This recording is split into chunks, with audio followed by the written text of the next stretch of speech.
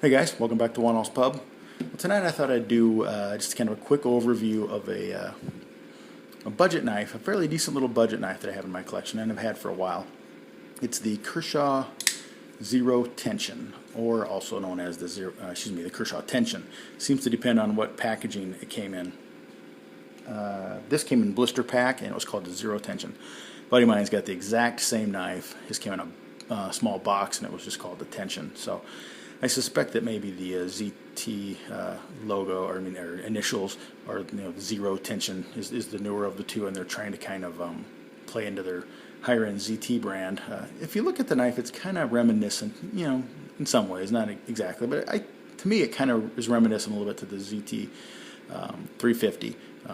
So I think maybe they're trying to play off of that, or maybe not. I don't know. Also, it's kind of similar to the Kershaw Lahar, I think it is. Anyway, it's a very affordable, decent little knife. So let's just go over it real quick here. Bert will post up our specs for us here, and we'll get to it. You get twin G10 slabs here, nicely textured. It's pretty decently grippy, kind of like what you'd find on a Tenacious, pretty typical Chinese G10. It's a liner lock, not the liner's pretty meaty and no skeletonizing. Very nice lockup, about perfect for a liner lock actually. It's a stout liner lock. It's got a nice probably FRN and or plastic backspacer here. Has a little bit of blade pay side to side, none up and down.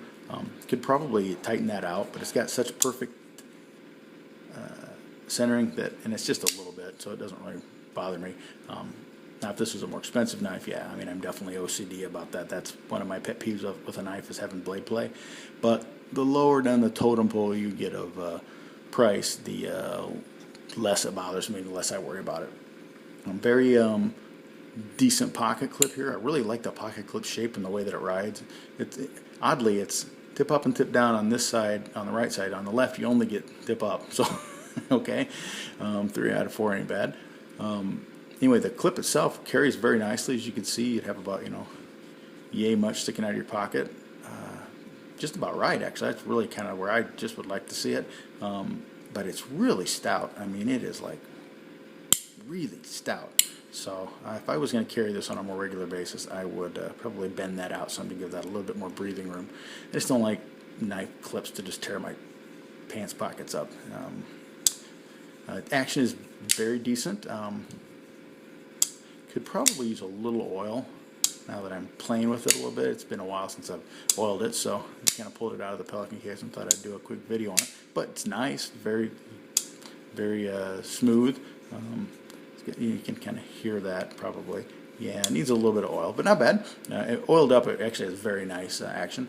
The blade is satin and hollow ground with a nice swedge here, dual thumb lugs.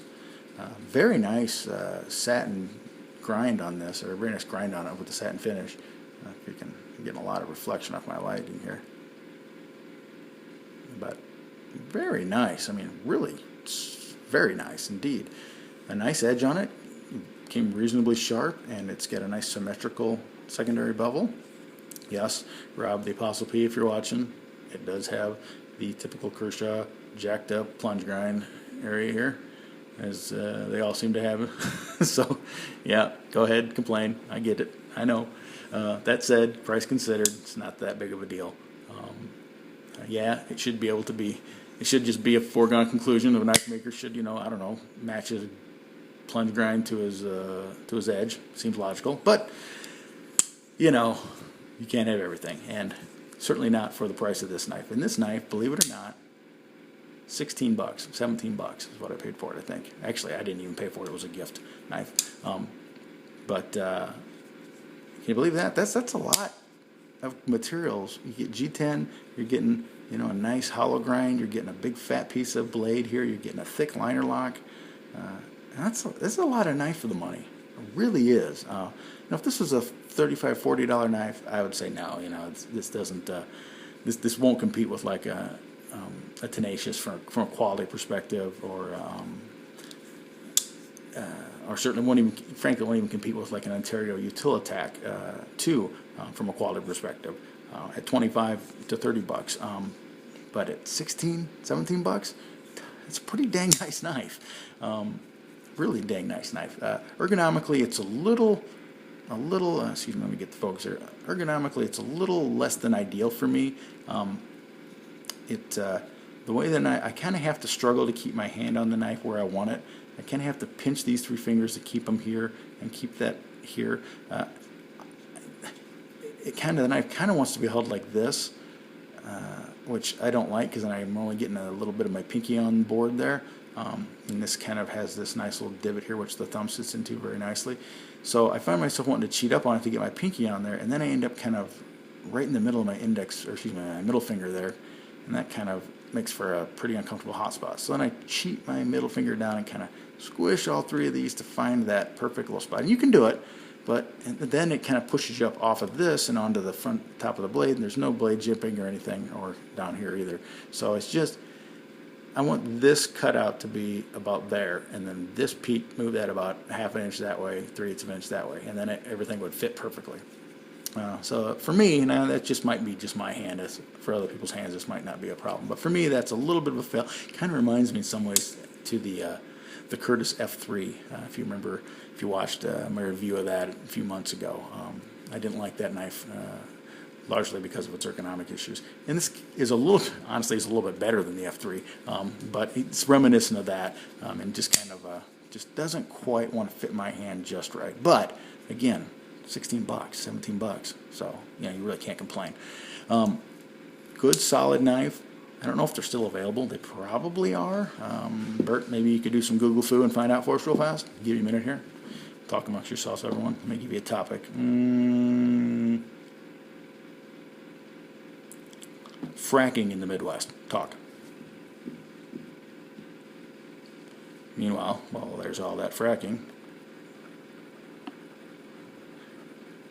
Earthquake. I'm just messing with you. All right. Anyway, back to the knife here. So the Kershaw Zero Tension / Tension.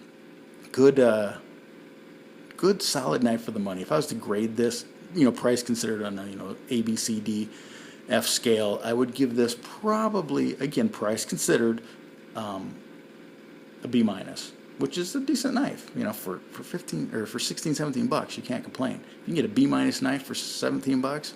It's a pretty good knife. If this knife was 25 bucks, it'd probably be a C. But price considered B-. If you're just looking for a good kind of chunky knife and you just kind of like chunky, meatier knives, but you don't want to spend a ton of money, you probably like that knife a lot. Anyway, that's 1 ounce 2 cents, guys. Keep the change. Sláinte.